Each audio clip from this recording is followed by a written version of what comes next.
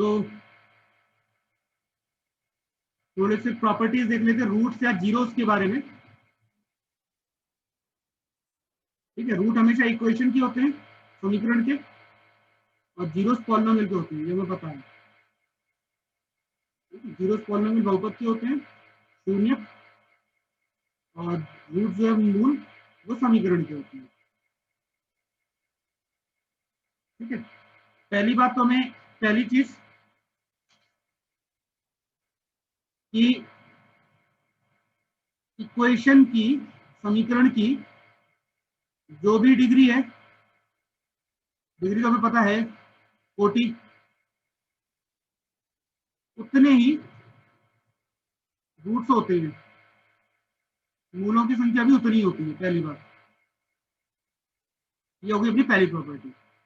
दूसरी बात,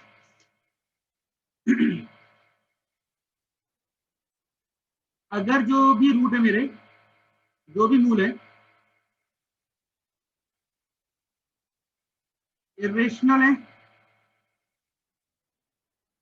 या फिर कॉम्प्लेक्स है, अपरिमेय,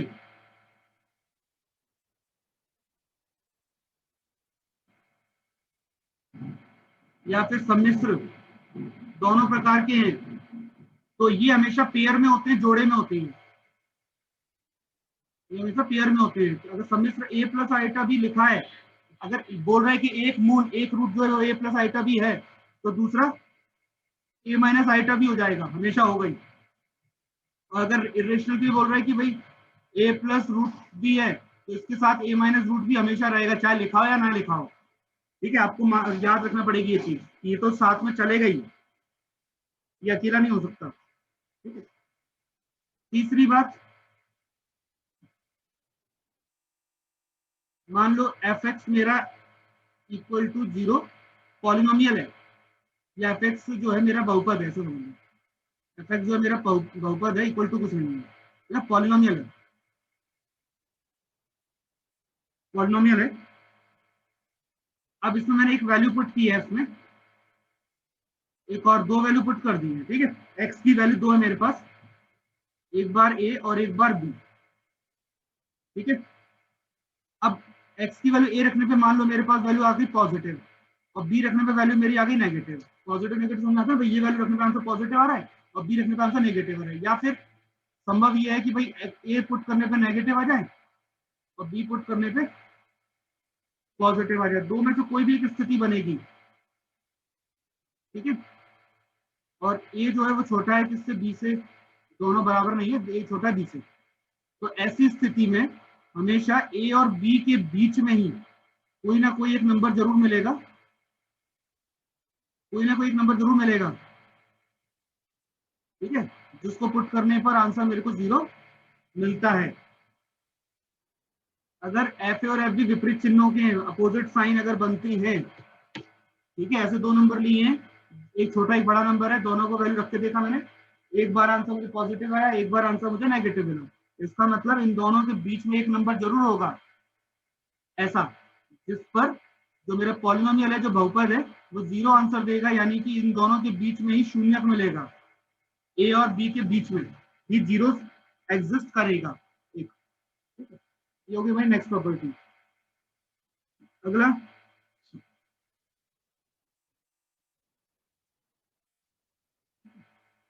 तो सवाल कर लेते हैं, अब इन प्रॉपर्टी को भी सवाल कर लेते हैं। क्वेश्चन देख लो, सवाल ये है, हमें प्रूफ करना है कि x cube minus 7x plus 2 equal to 0, ये आपको एक इक्वेशन दिए गए हैं, हमें प्रूफ करना है कि इसका एक रूट, एक जो मूल है वो नेगेटिव है, ऋणात्मक। ठीक है, एक रूट, ठीक है, एक 0 और 1 के बीच में। ठीक है, 1 लाइज बिटवीन 0 एंड 1। ठीक है, और एक जो है वो 1 से बड़ा है, ग्रेटर देन 1, ये मुझे प्रूफ करना है।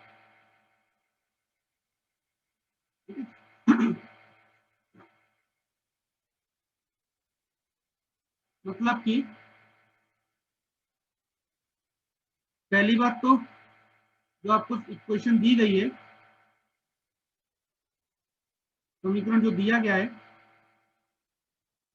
x³ - 7x + 2 = 0, ये इक्वेशन की डिग्री बताओ कितनी। चलो पहले तो इसकी डिग्री बताओ कितनी डिग्री है। 3 डिग्री है, ठीक है। इसकी जो कोटि है वो 3 है।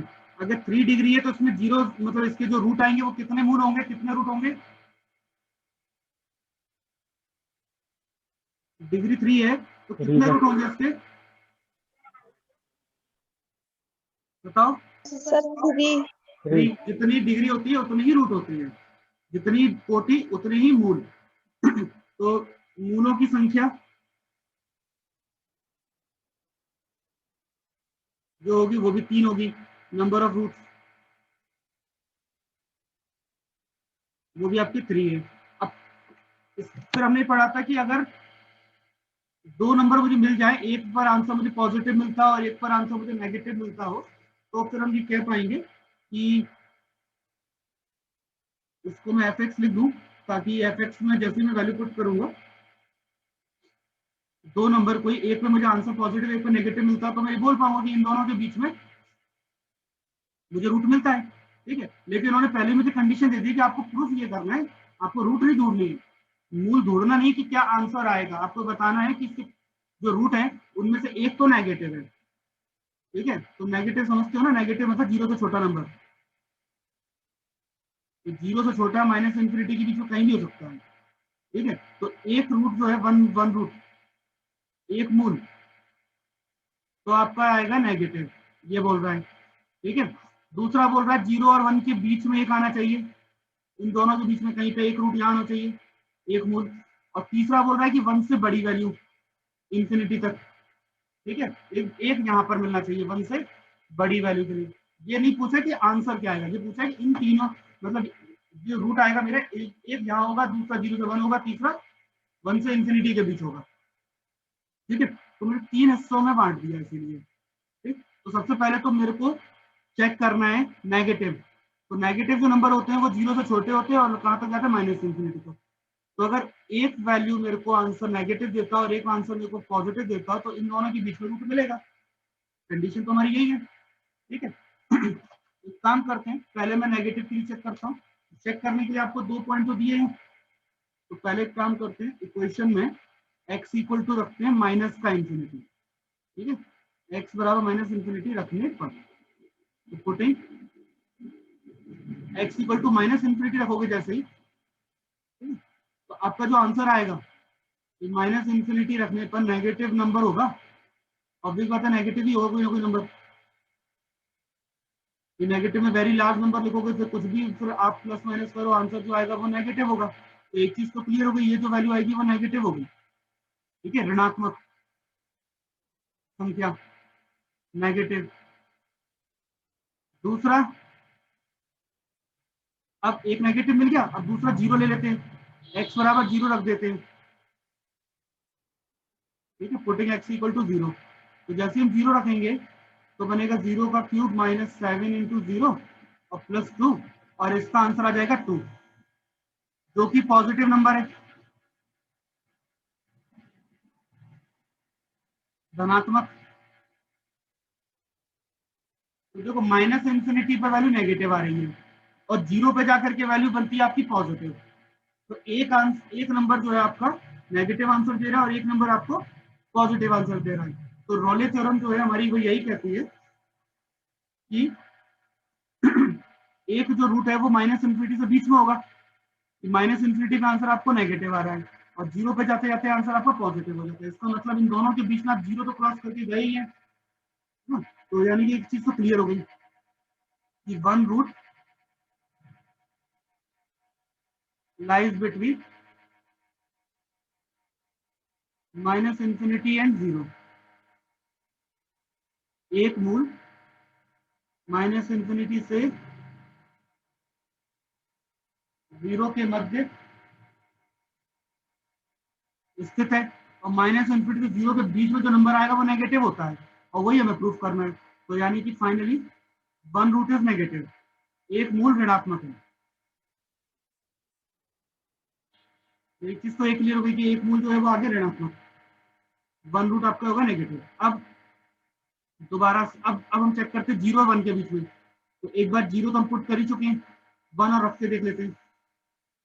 ठीक है, 0 तो हम रख के देख ही चुके हैं, 1 रख के देख लेते हैं। फिर हमें 1 से बड़ा चाहिए, तो 1 रख लिया, तो इन्फिनिटी रख के देख लेते हैं। तो इस प्रकार हमारे पास पता चल जाएगा 0 से इन्फिनिटी के बीच में एक बार वैल्यू डायरेक्शन चेंज हो रहा है, नेगेटिव से पॉजिटिव बन रहा है, यानी कि 0 आ गया वैल्यू के बीच में। ठीक है, अब फिर से वैल्यू पुट करते हैं, x इक्वल टू 1 रख देते हैं। x इक्वल टू जैसे 1 रखोगे तो आपको मिलेगा 1 का क्यूब माइनस 7 इंटू 1 और प्लस का 2, यानी कि 1 माइनस 7 प्लस 2, और जो वैल्यू आएगी वो भी माइनस का 4, नेगेटिव आ गया। ठीक है, ऋणात्मक, और 1 पे रख के देखिए, अब इन्फिनिटी पे रख के रख ही देते हैं, फाइनल लिख देंगे लास्ट में। ठीक है, और चाहो तो बीच में लिख सकते हो भाई 0 पर मेरी वैल्यू कितनी कैसे आई थी, पॉजिटिव आई थी, 1 पे वैल्यू आई नेगेटिव, तो नेगेटिव पॉजिटिव से नेगेटिव जा रहे हैं, कि इन दोनों के बीच में कोई ना कोई एक रूट जरूर शामिल होना चाहिए, कोई ना कोई एक मूल मिलेगा ही। तो क्लियरली हम लिख देते हैं, तो f0 मेरा पॉजिटिव मिल रहा है, और f1 पे जाते जाते वैल्यू मेरी नेगेटिव आ रही है। इसका मतलब एक मूल जो आएगा one root lies between 0 and 1, एक मूल 0 और 1 के मध्य। तो ये 2 रूट हो गए आपकी, तीसरा रह गया, 3 को रूट है इसमें, तीसरा रूट 1 तक आएंगे। अब इन्फिनिटी रख के देख लेते हैं, तो x बराबर इन्फिनिटी रखने पर ये डिस्कस कर रहे हैं कि इसका जो एक रूट है वो नेगेटिव है, मतलब माइनस इन्फिनिटी से 0 के बीच में है, दूसरा 0 से 1 के बीच में है, और तीसरा 1 से बड़ा है। तो मेरे को इस प्रकार से 4 नंबर दिखाई दे जाते हैं, और मैं पहले माइनस इन्फिनिटी रखता हूँ x की जगह पे। ठीक है, क्वेश्चन 1 चाहे नंबर दो चाहे मत दो, तो पहले put x equal to minus infinity, x from minus infinity रखने पर, तो जैसे माइनस इन्फिनिटी रखेंगे तो नेगेटिव के लिए आंसर जो आएगा इसका नेगेटिव आएगा। ठीक है, दूसरा 0 है तो x इक्वल टू 0 रख दो, तो जैसे x इक्वल टू 0 रखेंगे तो f0 की वैल्यू 2 आ जाएगी, जो कि पॉजिटिव है। फिर हम पुट करते हैं x इक्वल टू 1। ठीक है, तो जैसे x इक्वल टू 1 रखेंगे तो 1 माइनस 7 प्लस 2 माइनस 4, ये नेगेटिव हो जाएगी, और चौथा वैल्यू जो है वो x का वैल्यू इन्फिनिटी रखने पर। ठीक है, तो जैसे हम इन्फिनिटी रखेंगे, very large number positive number रखोगे, तो x की पावर 3, कोई भी बड़ा नंबर मतलब कितना भी लार्ज नंबर लोगे, क्यूब करोगे तो ऑलवेज पॉजिटिव होगा, इंटू 7x में तो माइनस करोगे तब भी वैल्यू आपकी पॉजिटिव रहेगी, प्लस 2 करोगे तब भी पॉजिटिव रहेगा, तो आंसर आपका इन्फिनिटी आएगा पॉजिटिव। ठीक है, और जो वैल्यू होगी पॉजिटिव। इस प्रकार से हमारे चारों पॉइंट हमें मिल गए हैं। अब अगर हम देखें तो भाई मेरे को माइनस इन्फिनिटी पे आंसर आ रहा है नेगेटिव। ठीक है, 0 पे आ रहा है वैल्यू पॉजिटिव, 1 पे वैल्यू आ गई नेगेटिव, और फिर इन्फिनिटी पे वैल्यू आ गई पॉजिटिव। अगर आप देखोगे माइनस मतलब यहाँ से यहाँ तक साइन चेंज हुआ है, नेगेटिव से पॉजिटिव हुआ, इसका मतलब इसके बीच में एक 0 आएगा ही वैल्यू, मतलब एक रूट मिलेगा। ऐसे फिर यहाँ पे पॉजिटिव से नेगेटिव में चेंज हुआ, यानी कि इसके बीच में भी एक रूट मिलेगा आपको, और नेगेटिव से पॉजिटिव में चेंज हुआ, मतलब इनके बीच में भी एक रूट मिलेगा, और यही हमें प्रूफ करना है। ठीक है, तो थ्योरम के अकॉर्डिंग हमारा क्या कंडीशन मिलती है कि माइनस इन्फिनिटी पे आंसर आपका नेगेटिव है, और 0 पे वैल्यू आपकी पॉजिटिव है। इसका मतलब एक रूट तो इन दोनों के बीच में मिलेगा, one root lies between minus infinity and 0, एक मूल माइनस इन्फिनिटी और 0 के मध्य होगा। ठीक है, यानी कि वन रूट इज नेगेटिव, एक मूल ऋणात्मक है, एक मूल ऋणात्मक है, ठीक है। एक चीज, दूसरा मुझे एक पॉजिटिव नेगेटिव मिला 0 से 1 के बीच में, F0 की वैल्यू आपकी पॉजिटिव है और F1 की जो वैल्यू है वो नेगेटिव मिलती है। इसका मतलब एक रूट इन दोनों के बीच में मिल जाएगा, तो 1 रूट लाइज बिटवीन 0 एंड 1, ठीक है। ये भी प्रूफ हो गया, एक मूल 0 और 1 के मध्य है। तीसरा F1 की वैल्यू आपकी नेगेटिव है और F इंफिनिटी की वैल्यू आपकी पॉजिटिव है। तो यहाँ से एक चीज क्लियर होती है कि इन दोनों के बीच में डायरेक्शन मतलब साइन चेंज हो रहा है, यानी कि एक रूट यहाँ मिलेगा, तो 1 root lies between 1 and infinity. एक मूल 1 और इंफिनिटी के बीच है, तो हम ये कह सकते हैं फाइनली implies 1 root is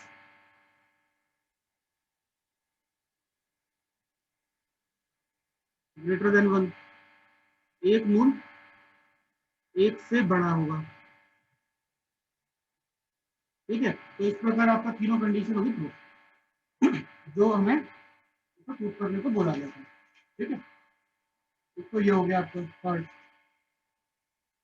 कि अगर आपसे वो कहा जाए कि भाई बताओ इन दोनों इनके बीच में रूट लाई करता नहीं करता, तो इस तरीके से हम इसको बता सकते हैं, ठीक है। दूसरा सवाल आपसे बोलेंगे फॉर्म द इक्वेशन, समीकरण बनाइए, ठीक है, जिसके मूल whose roots are -3, -1 एंड 5/3। समीकरण बनाने को बोला है जिसके मूल -3, -1 और 5/3 है, तो वह समीकरण बनाने को बोला है। तो इक्वेशन बनाने के लिए जो रूट दिए गए हैं, बस आपको ये याद रखना है कि जो रूट है वो उसमें इरेशनल नंबर और कॉम्प्लेक्स नंबर ना हो, ठीक है, अपरिमेय संख्या और सम्मिश्र संख्या ना हो। तो हमें पता है -3, -1, 5/3 ये तीनों ही मेरे रेशनल नंबर है, ठीक है, परिमेय संख्या है, तो कोई प्रॉब्लम नहीं है, तो फिर आप इसको इक्वेशन डायरेक्ट बना सकते हो, ठीक है। तो माना लेट x की वैल्यू मान लेते हैं अपन -3, x की वैल्यू हमें दी गई है -1 और x की वैल्यू दी गई है 5/3। इसको हम लिख सकते हैं x + 3 = 0, x + 1 = 0 और 3x - 5 = 0। तो तीनों को मल्टीप्लाई कर देंगे तब भी आंसर 0 ही आएगा, तो ऐसा लिख ही सकते हैं। अब इनको जरा मल्टीप्लाई कर लो और क्या इक्वेशन बन रही है, क्यूबिक जरा बताओ। मल्टीप्लाई कर लेना, मैं डायरेक्ट आंसर लिख रहा हूँ, 3x³ + 7x² - 11x - 15 = 0। ये इक्वेशन आ जाएगी, यही आपकी समीकरण है, ठीक है। इसको मल्टीप्लाई कर लेना। लेकिन अगर इरेशनल या कॉम्प्लेक्स हो तब क्या करेंगे, उस केस में हम बताए थे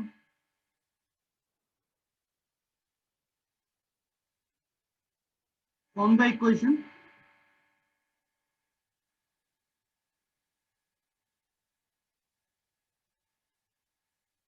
समीकरण बनाइए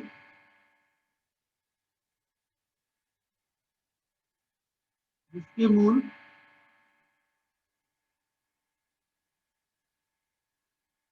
वन + √2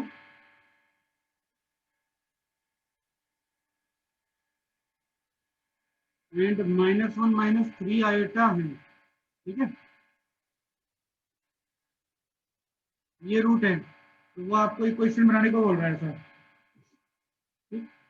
तो पहली बात तो जो हमारा रूट है, एक रूट जो 1+√2 है, तो √2 तो सॉल्व हो नहीं सकता। तो ये जो रूट है, मुझे जो मेरे पास रूट दिया है मूल, ये इरेशनल है, क्लियरली दिख रहा है। और जो पेयर में होते जोड़े में, एक 1+√2 है तो दूसरा 1-√2 होगा। ऐसी 1 -1 -3 दिया हुआ है, जो एक कॉम्प्लेक्स नंबर है, सम्मिश्र संख्या, ये भी पेयर में होती है। तो ये अकेले नहीं हो सकते, इनके साथ 2 और नंबर होंगे, मतलब एक इरेशनल के साथ और एक रियल। ठीक है, तो पहली बात, roots are 1+√2 and -1 -3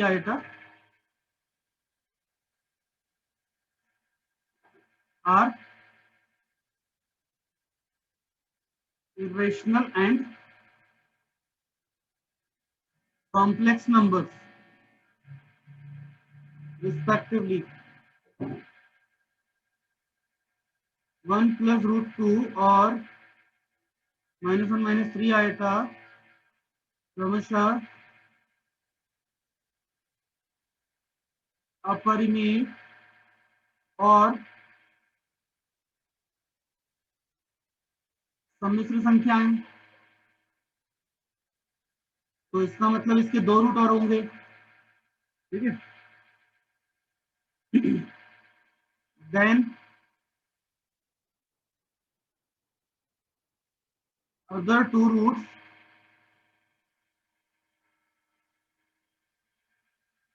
of the equation must be, एक तो आ जाएगा 1+√2 का, हो जाएगा 1 - √2 आएगा, और एक इमेजिनरी इसका आ जाएगा 1 - का -1 + 3 होगा। ठीक है, तब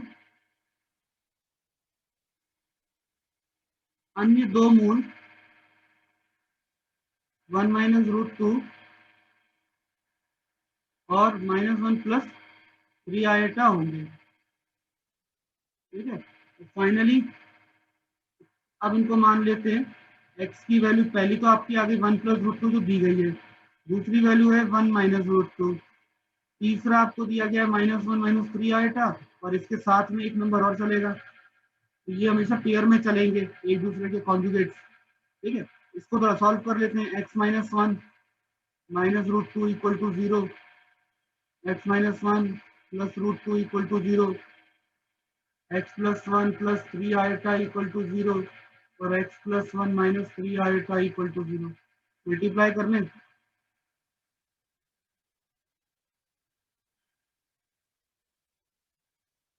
सबको मल्टीप्लाई कर लेते हैं, लेफ्ट हैंड और राइट हैंड दोनों मल्टीप्लाई करने पर तो ये आंसर = 0 ही आएगा।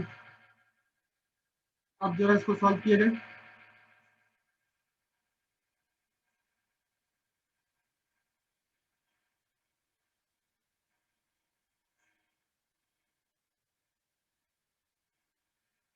फॉर्मूला दिख रहा है मुझे यहाँ पे a + b - b का, a² - b²। दूसरा भी मेरे को फॉर्मूला वही दिख रहा है, a + b - b, a² - b² = 0। इसको सॉल्व करने, x² + 1 - 2x और √2 का स्क्वायर हो जाएगा -2। तो यहाँ पे x² + 1 + 2x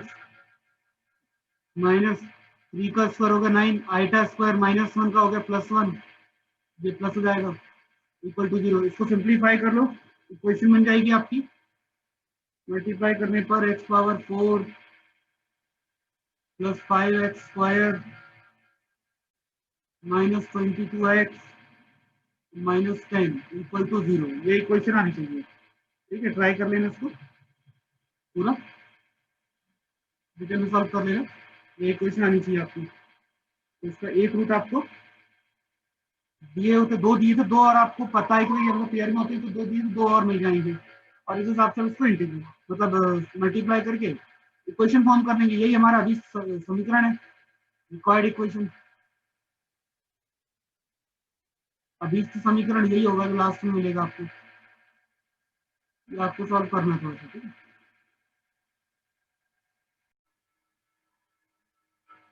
सवाल ये है, आज का इंपॉर्टेंट सवाल यही वाला है जो मैं अभी कर रहा हूँ कि समीकरण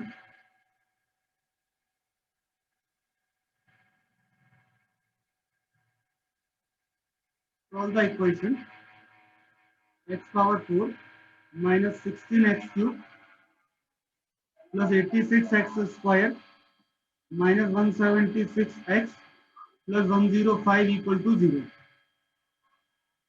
जबकि समीकरण को हल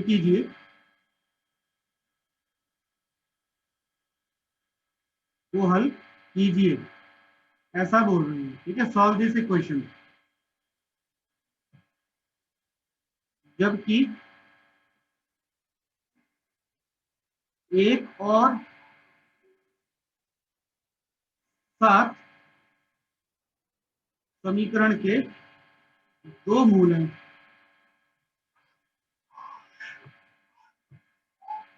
If 1 and 7 are two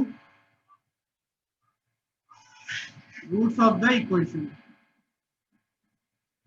तो पहले मुझे ये बताओ इसके कितने मूल होने चाहिए, कितने रूट होने चाहिए। वैसे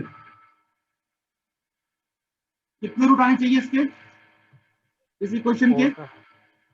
4। और कितने दिए इन्होंने? 2। बचे कितने? 2 और। तो हमें पता है कि जो गुणनखंड होते हैं, जो फैक्टर होते हैं, वो जैसे x की वैल्यू आपकी 1 मिल रही है और एक आपको x की वैल्यू क्या मिल रही है, 7। तो 2 फैक्टर तो तुम्हें मिल गए ना, x माइनस 1 और x माइनस 7। 2 गुणनखंड तो मिल ही गए, यानी कि x माइनस 1 से डिवाइड करने पर ही पूरी तरह डिवाइड हो जाएगा और x माइनस 7 से डिवाइड करने पर भी पूरी तरह डिवाइड हो जाएगा। और जैसे ही डिवाइड करोगे, डिवाइड के बाद 2 बार डिवाइड करेंगे तो आपकी जो पावर है वो 4 नहीं रहेगी, फिर कितनी रह जाएगी, केवल 2 रह जाएगी। पहली बार डिवाइड करोगे तो एक रूट से वो कैंसिल होगा, तो कितनी रहेगी, पावर 3। फिर दोबारा डिवाइड करेंगे तो फिर से अपने जो रूट एक और सॉल्व कर दिया, तो अब पावर रहेगी हमारी 2। और जो क्वाड्रेटिक इक्वेशन होती है, वर्ग समीकरण में हमें हल करना आता है। ठीक है, तो उसको हम इसको सॉल्व करते हैं। अब पहली बात तो मान लेते हैं जो दिया ही एफ एक्स है। ठीक है,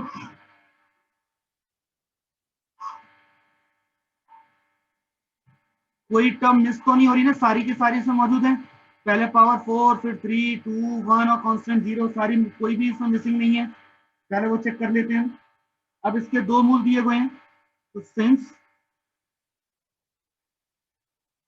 2 रूट्स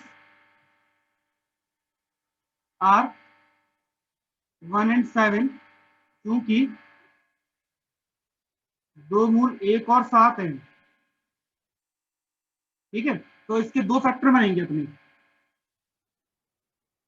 इसका मतलब 2 फैक्टर्स मिल जाएंगे। 2 factors are x minus 7 and x minus 1, मतलब x minus 1 and x minus 7। 2 गुणनखंड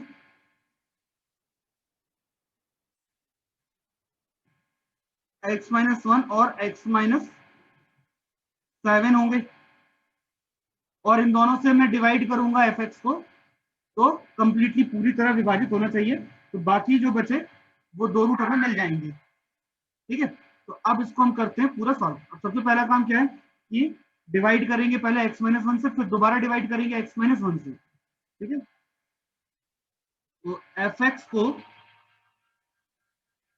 x माइनस 1 से विभाजित करने पर dividing x minus 1 f x by x minus 1, x minus 1 से डिवाइड करेंगे तो यहाँ पर आपको जो मूल मिलेगा, जो रूट मिलेगा, वो तो मिलेगा 1। और डिवाइड जिसको करना है उनके लिख दो गुणनखंड, वो गुणांक।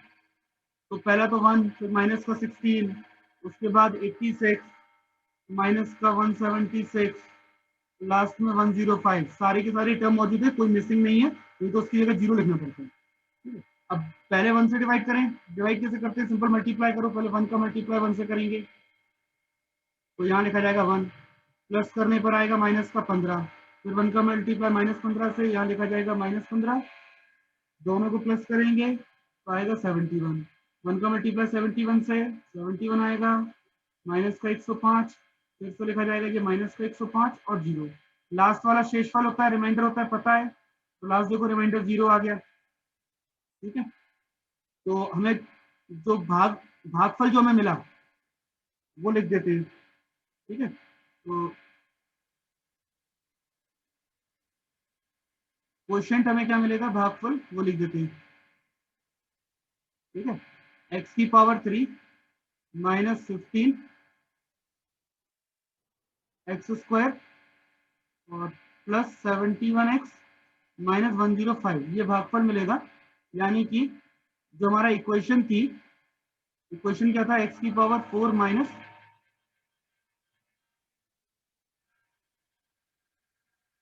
16x cube plus 86 x square minus 176x और प्लस 105,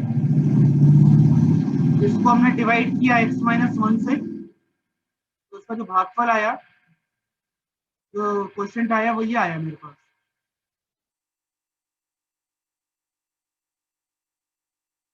ठीक है, तो एक बार ये डिवाइड हो गया, अब मुझे दोबारा डिवाइड करना है इसको। जो मेरा भागफल आया था उसको मैं दोबारा डिवाइड करूंगा x माइनस 7 से, ठीक है।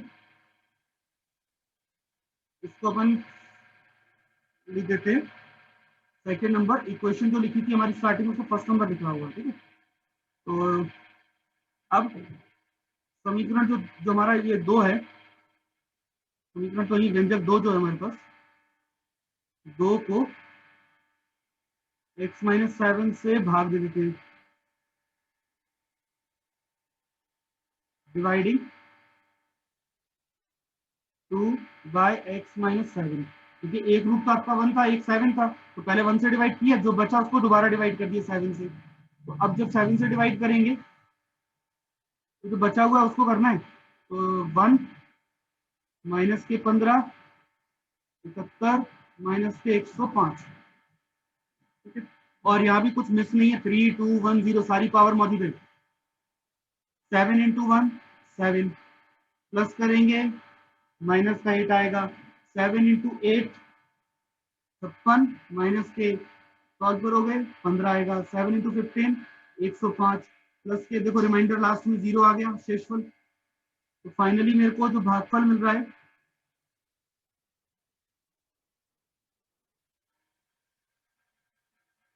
वो मिल रहा है x square minus 8x plus के 15, ठीक है। तो फाइनली मेरे को जो वैल्यू मिल रही है, मैं ऐसा लिख सकता हूं कि x की power 4 minus 16x cube plus 86x square minus 176x और प्लस का 105 बराबर 0। इसके मेरे एक फैक्टर x माइनस 1 है, एक जो x माइनस 7 था, बाकी दोनों से डिवाइड करने के बाद जो बचता है मेरा वो है x square minus 8x plus के 15। तो ये दो फैक्टर तो आपको दिए थे गुणनखंड, इसके दो और सॉल्व कर लेते, तो x माइनस 8 और प्लस 15, तो 5 और 3 8 है ना, और 5 इंटू 3 15 हो गए। तो आपके फैक्टर होगा x माइनस 3 और x माइनस 5। तो यहाँ पे जो एक तो 1 7 तो था ही रूट, बाकी जो बचे वो 3 और 5 आ गए, ठीक है। तो शेष मूल जो पूछा है इन्होंने, तो रिमेनिंग रूट्स,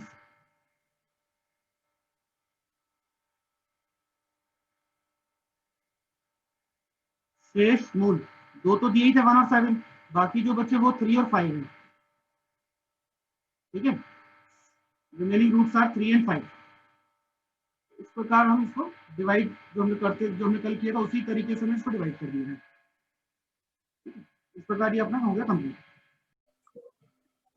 तो अपना अगला जो टॉपिक है वो है greatest common divisor of polynomials, बहुपदों का महत्तम समापवर्तक। मतलब मुझे एक ऐसा फैक्टर चाहिए, एक ऐसा पॉलिनोमियल चाहिए, ऐसा बहुपद चाहिए जो कि fx और gx दोनों को डिवाइड कर देता हूँ। ठीक है, तो हम क्या करेंगे, भाग विधि का प्रयोग करेंगे, simple division method. Division method normal numbers के लिए करते हैं, वही इसमें अप्लाई करेंगे कि fx की डिग्री ज्यादा है और जीएक्स की डिग्री कम है, तो ज्यादा वाली डिग्री को हम कम वाली डिग्री से डिवाइड कर सकते हैं, मतलब एफ एक्स को डिवाइड कर सकते हैं जीएक्स से। बड़े को छोटे से डिवाइड करते हैं ना, तो जिसकी डिग्री ज्यादा है उसको डिवाइड करेंगे।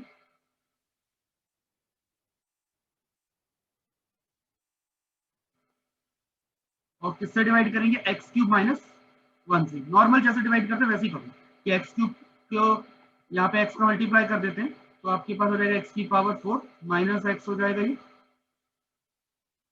डिवाइड करने के लिए माइनस साइन, साइन चेंज, दोनों कैंसिल, बचा x cube plus 2x square plus 2x plus 1। अब रिमाइंडर नहीं आया 0, तो पीछे वापस जो जिससे डिवाइड किया था उसको डिवाइड करेंगे रिमाइंडर से, ठीक है। तो एक बार ये डिवाइड, तो अभी ये कंटिन्यू रहेगा, अभी तो डिवाइड पूरा नहीं हुआ, अभी डिग्री बराबर है, अभी तो एक बार और डिवाइड हो जाएगा, प्लस 1 बार एक बार और डिवाइड हो जाएगा, पूरी तरह डिवाइड नहीं हुआ है। एक्स क्यूब माइनस, जब हमारे पास फाइनली जो हो जाएगा 2x square plus 2x plus 2। तो पॉलिनोमियल में याद रखो कांस्टेंट तो किसी भी कांस्टेंट का मल्टीप्लाई करो, जैसे कि मान लो एक्स स्क्वायर प्लस 1 है या एक्स स्क्वायर माइनस 1 है, एक्स स्क्वायर माइनस 1 है तो इसको मैं लिख सकता हूँ एक्स प्लस 1 एक्स माइनस 1। और एक और है मेरे पास मान लो 2x प्लस 2, तो उसको मैं लिख सकता हूँ 2x प्लस 1। अब दोनों में मुझे कॉमन देखूं तो कॉमन मुझे x प्लस 1 मिल ही जाएगा। अगर ये 2x प्लस 2 नहीं होता, मान लो इसमें मल्टीप्लाई में 5 करता, तो 5 अगर मैं मल्टीप्लाई करता इसमें तो अभी ये कितना होता है 10 कॉमन x प्लस 1। तो कांस्टेंट का कोई मतलब नहीं है, जो आपके पॉलिनोमियल है वो कांस्टेंट कॉमन आ रहा है, तो कॉमन निकालने के बाद जो बचेगा वो कॉमन बचता है, ठीक है।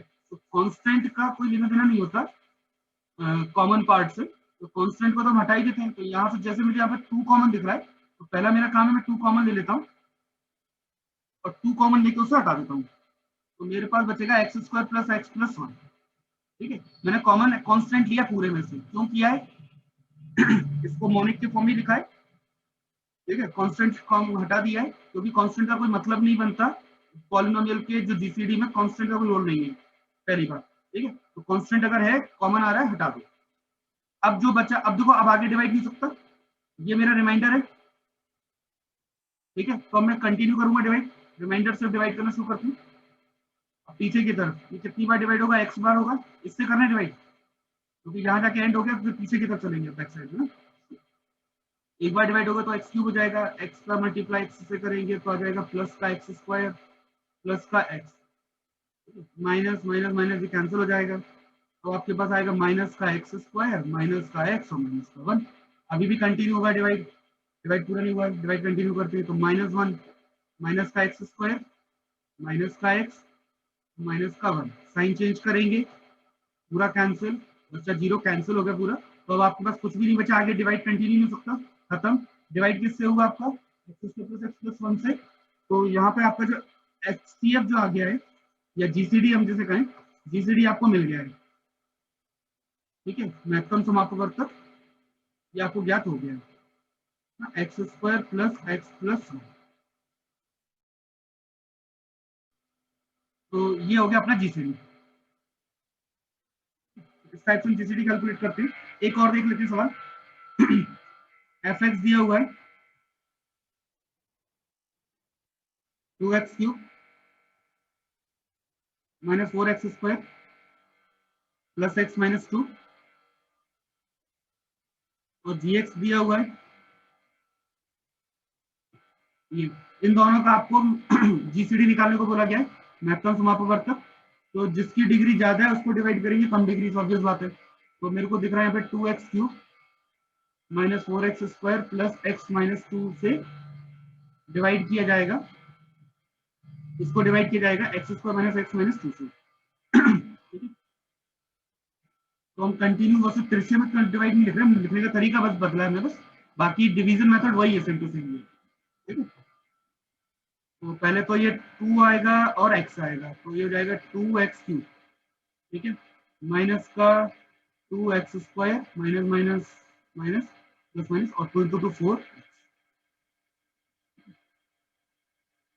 साइन चेंज करते हैं, कैंसिल हो जाएगा ये, माइनस का 4x और प्लस का 2x स्क्वायर तो आ जाएगा माइनस का 2x square, x plus 4x 5x plus का -2, अभी भी डिवाइड हो सकता है, डिग्री बराबर है, -2 बार जाएगा ये, -2x square -2x plus 4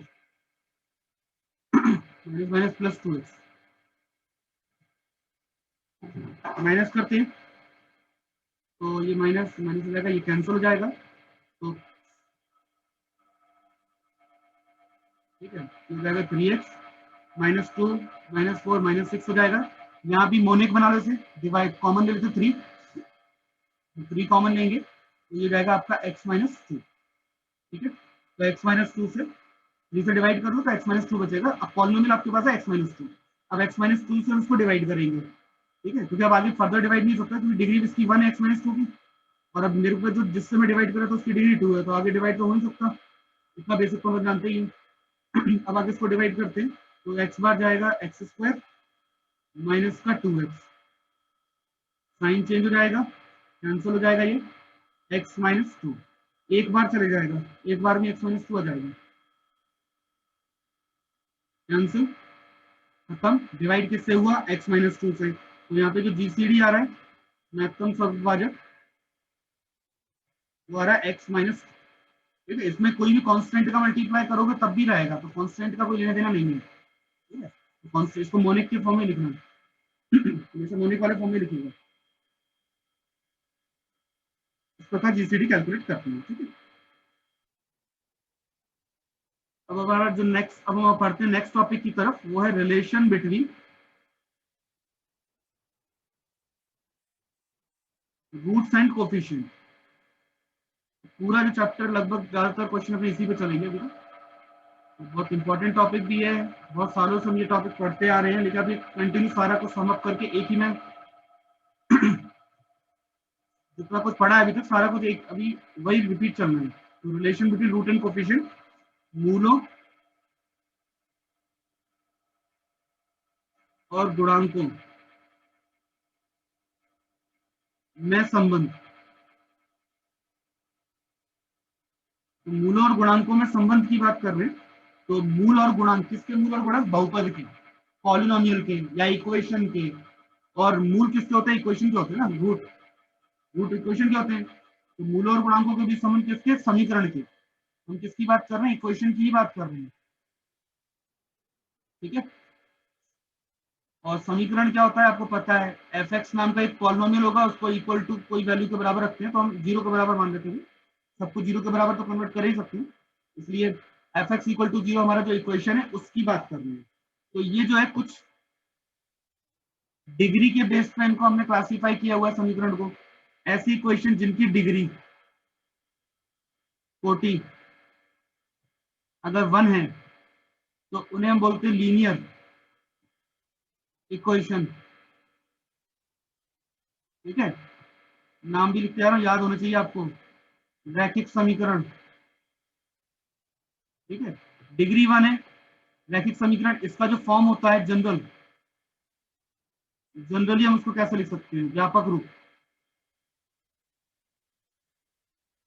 ax plus b equal to 0, ये इसका व्यापक रूप हो सकता है, ax plus b equal to 0, linear है, एक डिग्री की इक्वेशन है, ठीक है, ये इसका जनरल फॉर्म है, इसके जो रूट होंगे, जो मूल होंगे, वो एक ही मूल होगा, ठीक है, कौन सा, x की वैल्यू माइनस बी अपॉन ए, ठीक है, तो इसकी हम ज्यादा लीनियर की ज्यादा डिटेल में नहीं जा रहे, लेकिन बाकी हम क्वाड्रेटिक और क्यूबिक में हम पूरा सब कुछ स्टडी करेंगे स्टार्टिंग से, ठीक है। तो अभी हम डिग्री 1 के बारे में स्टार्टिंग डिग्री 1 से ही कर रहे हैं, तो डिग्री 1 की जो इक्वेशन होती है लीनियर बोलते हैं, रैखिक, और इसका फॉर्म होता है ax प्लस बी, इसमें एक ही वैल्यू मिलती है x की, जिसको हम डायरेक्टली कैलकुलेट कर लेते हैं माइनस बी अपॉन ए, तो ठीक है। नेक्स्ट में बढ़ते हैं, ऐसी इक्वेशन जिनकी डिग्री 2 है, समीकरण जिनकी 42 है, उन्हें हम बोलते हैं क्वाड्रेटिक इक्वेशन,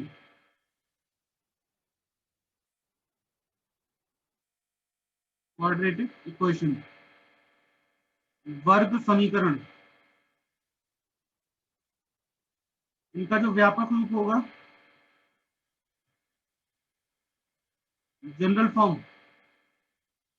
फॉर्म होता है a x square plus b x plus c बराबर 0, जिसमें ए की वैल्यू 0 नहीं हो सकती, ध्यान रखिएगा। अगर ए की वैल्यू 0 अगर हो गई तो फिर ये लीनियर हो जाएगा, क्वाड्रेटिक नहीं होगा, वर्गसमीकरण नहीं होगा। ठीक है, क्वाड्रेटिक तभी तक है जब तक एक्स स्क्वायर के साथ में 0 नहीं है। एक्स स्क्वायर 0 हो गया तो फिर तो वो लीनियर है ही नहीं, तो सॉरी क्वाड्रेटिक है ही नहीं। ठीक है, इसका व्यापक रूप a x square plus b x plus c equal to 0, इसमें ए की वैल्यू 0 नहीं हो सकती है। इसके जो रूट होंगे, मूल 2 होंगे, तो फिर डिग्री 2 है तो 2 रूट होते हैं। और हमने उसको, याद होगा आपको, हमने उसको मान रखा अल्फा और बीटा। तो अल्फा और बीटा इसके रूट हम मान लेते हैं। तो अल्फा बीटा किसकी वैल्यू, एक्स की 2 वैल्यू आएंगी, एक को हम अल्फा मान लेंगे, दूसरे को हम बीटा मान लेते हैं। और सॉल्व करने का मेथड तो हमें पता है, हम सॉल्व करने पे नहीं जा रहे कि कैसे सॉल्व करना है। अभी हम रिलेशन बना रहे हैं कोफिशिएंट और रूट के बीच में। ठीक है, तो यहाँ पे 2 रूट है तो 2 रिलेशन बनेंगे, ध्यान रखिएगा। ठीक है, अब इसमें जो रिलेशन आएगा, जो संबंध आएगा, एक तो बनेगा सम ऑफ रूट और एक होगा प्रोडक्ट ऑफ रूट, मूलों का योग और मूलों का गुणनफल। तो उसके लिए हम क्या करते हैं, सबसे पहले तो ए से डिवाइड कर देते हैं पूरे को। तो जैसे हम ए से डिवाइड करेंगे तो जाएगा b upon a x plus c upon a equal to 0। X का जो कोफिशिएंट है बी अपॉन ए नेगेटिव में, तो दूसरा जो सी अपॉन ए पॉजिटिव। ठीक है, तो ये आपका याद होगा आपको वैसे भी ये चीज तो। ठीक है, तो हमने ये जो रिलेशन आपके पास आता है, मूलों का योग और मूलों का गुणनफल, प्रोडक्ट ऑफ रूट और सम ऑफ रूट, ये दोनों वैल्यू आपकी इस प्रकार की आ जाती है एबीसी के फॉर्म में। ठीक है, तो ये एक तो रिलेशन ये हो गया क्वाड्रेटिक में। अब डिग्री हम फिर बढ़ाते हैं, 3 43, ऐसी क्वेश्चन को बोलते हैं क्यूबिक इक्वेशन। ठीक है,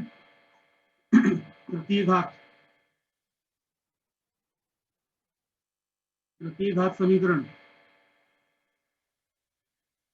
ठीक है, तो इसमें इसका जो फॉर्म आएगा वो होता है ए एक्स क्यूब पावर 3 से स्टार्ट होगा plus b x square plus c x plus d equal to 0।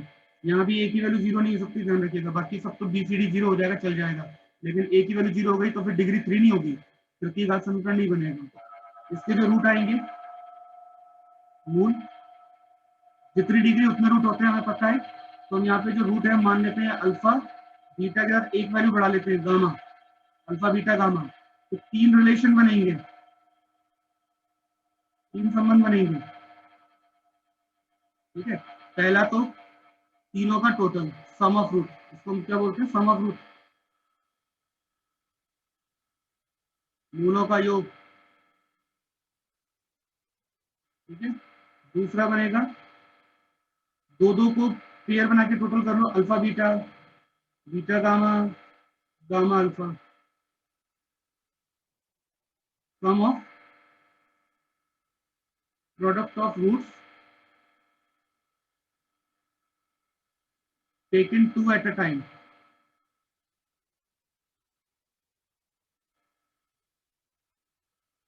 दो मूलों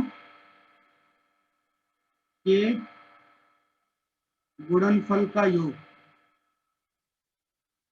ठीक है, एक तो ये हो गया, और तीसरा जो रिलेशन बनेगा वो होगा प्रोडक्ट ऑफ रूट, मूलों का गुणनफल।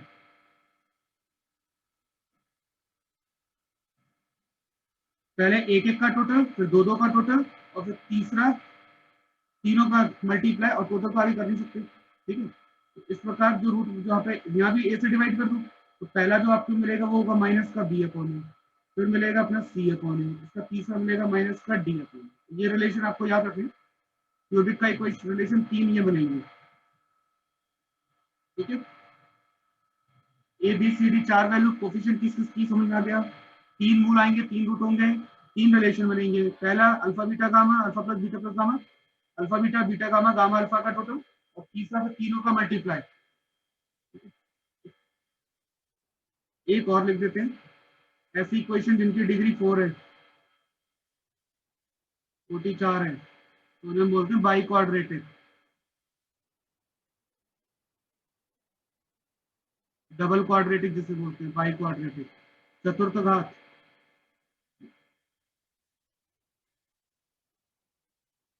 समीकरण, इसका जो फॉर्म होगा ax की power 4 plus bx cube plus cx square plus dx और प्लस e बराबर 0 और a की वैल्यू 0 नहीं है। ठीक है, इसके जो रूट होंगे मूल 4 होंगे, अल्फा बीटा गामा तो 3 तो अपने हो ही गए, चौथे को मान लेते डेल्टा। इसमें जो रिलेशन बनेंगे 4 रिलेशन बनेंगे। पहला रिलेशन होगा 1-1 का टोटल, फिर आएगा 2-2 का total, alpha beta, beta gamma, gamma delta, ठीक है, और डेल्टा अल्फा। ठीक, इसके बाद फिर आएगा आपका 3-3 का total, alpha beta gamma plus beta gamma delta plus gamma delta alpha plus delta alpha beta. इसके बाद फिर चारों का अल्फा बीटा गामा डेल्टा। इस प्रकार यहाँ पे 4 रिलेशन बनेंगे। पहला तो हो जाएगा ए से डिवाइड करने के बाद बी अपॉन ए माइनस का, फिर सी अपॉन ए, इसका फिर माइनस का डी अपॉन ए, लास्ट में ई अपॉन। तो अल्टरनेट चलता है प्लस माइनस। बाकी तो ये पहला बी हो गया, सी डी ई, इनसे स्टार्ट होता है। इस प्रकार ये आपके 4 रिलेशन इसमें बनेंगे। 4 ये कंडीशन याद रखनी है। इसके अलावा अगर कहा जाए कि आपके जो रूट्स हैं आर इन, मूल जो है, अगर एपी में है, एपी पता है ना, अगर समांतर श्रेणी में है तो 3 रूट की बात करते, 3 की बात करते, उसके बाद देखते हैं 3 रूट्स अल्फा बीटा गामा। ठीक है, 3 मूल आपके पास है, अल्फा बीटा और गामा। अगर ये बोलते हैं कि एपी में है, समांतर श्रेणी में, तो बीटा की जो वैल्यू होगी वो होगी अल्फा प्लस गामा अपॉन 2। तो 2 कैसे ले आए, तो 2 beta equal to alpha plus gamma. दूसरा, अगर बोलते हैं कि जीपी में है, गुणोत्तर श्रेणी, गुणोत्तर श्रेणी में है, तो बीटा स्क्वायर की वैल्यू अल्फा इंटू गामा होती है। और तीसरा, अगर बोलते हैं कि अगर एचपी में है, धनात्मक श्रेणी, ठीक है, अगर एचपी में है तो 2 upon beta equal to 1 upon alpha plus 1 upon gamma. ये तो हमें पता ही है सर जी, लेकिन दोबारा मैं लिखवा रहा हूँ सर जी कि एपी जीपी और एचपी में अगर है 3 नंबर, तो इस प्रकार से ये कंडीशन हमारी बनती है अल्फा बीटा गामा के बीच में। पहली बात, ठीक है। दूसरी बात, अगर एपी में अगर रूट है, तो अगर एपी में रूट है, अगर 3 रूट है एपी में, तो आप उनको इस प्रकार लिखते हैं ए माइनस डी, ए प्लस डी। ठीक है, 5 है, इस प्रकार लिखे जाएंगे। तो ये जो है 5 तक तो जाना ही नहीं है हमें, 3 तक की बात होगी।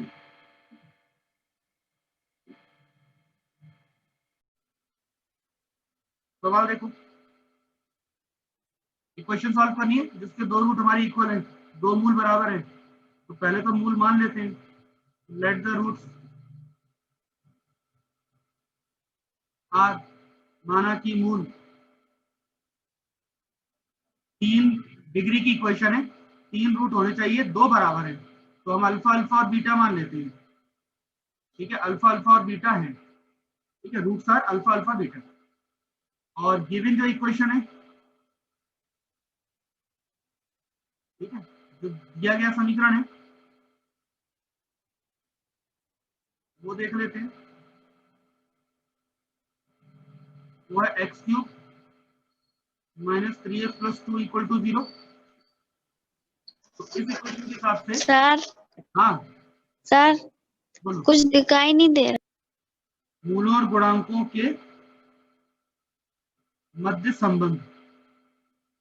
तो यहाँ पे 3 रिलेशन बनेंगे, मुझे 2 वैल्यू चाहिए, अल्फा अल्फा और बीटा से 2 वैल्यू चाहिए, एक अल्फा की वैल्यू 2 बराबर हो गई और एक बीटा चाहिए। तो पहला जो रिलेशन होता है वो होता है तीनों का टोटल, तो अल्फा प्लस बीटा की वैल्यू माइनस का बी अपॉन ए।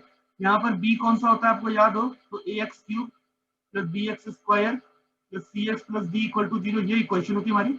इसमें बी तो है ही नहीं, तो ये हो गया आपका 0। ठीक, इसको सॉल्व कर लेते हैं तो 2 अल्फा की वैल्यू आ जाएगी माइनस का बीटा, या बीटा को मैं माइनस 2 अल्फा लिख दूं, ज्यादा बेटर है। यहाँ से इसको सॉल्व करके मैं बता सकता हूँ कि बीटा की वैल्यू माइनस का 2 अल्फा है। ठीक, और दूसरा जो रिलेशन है दो का मल्टीप्लाई करके आएगा। ठीक है, या आखिरी वाला ले लो, कोई भी एक ले लो, सेकंड वाला ले लो या थर्ड ले लो। तो थर्ड वाला में क्या, तीनों का मल्टीप्लाई, अल्फा इंटू बीटा। ठीक है, तो तीसरे वाले में क्या आएगा, माइनस का डी अपॉन ए, यानी कि माइनस का 2। ठीक, अब बीटा की वैल्यू हमारे पास इक्वेशन ये फर्स्ट से, बीटा की वैल्यू इसमें पुट कर दो, इक्वेशन 1 भी मत दो, बीटा की वैल्यू पुट कर दो बस। बीटा की वैल्यू रख दें, therefore since beta equal to कितना मेरा माइनस का 2 अल्फा, इसका मतलब अल्फा स्क्वायर इंटू माइनस का 2 अल्फा इक्वल टू हो गया माइनस टू कैंसिल, तो अल्फा क्यूब की वैल्यू कितनी आ गई 1। अल्फा क्यूब की वैल्यू 1 कब आएगी, जब अल्फा की वैल्यू क्या होगी मेरी 1 होगी। ठीक है, तो अल्फा की वैल्यू 1 हो गई, तो बीटा क्या मिल रहा मुझे, माइनस का 2 इंटू 1 -2। फाइनली मेरे रूट्स आ गए, मूल क्या मिलेंगे, अल्फा अल्फा बीटा, तो अल्फा अल्फा और बीटा 1 1 और माइनस का 2, ये आपको वैल्यू इसकी मिल जाएगी।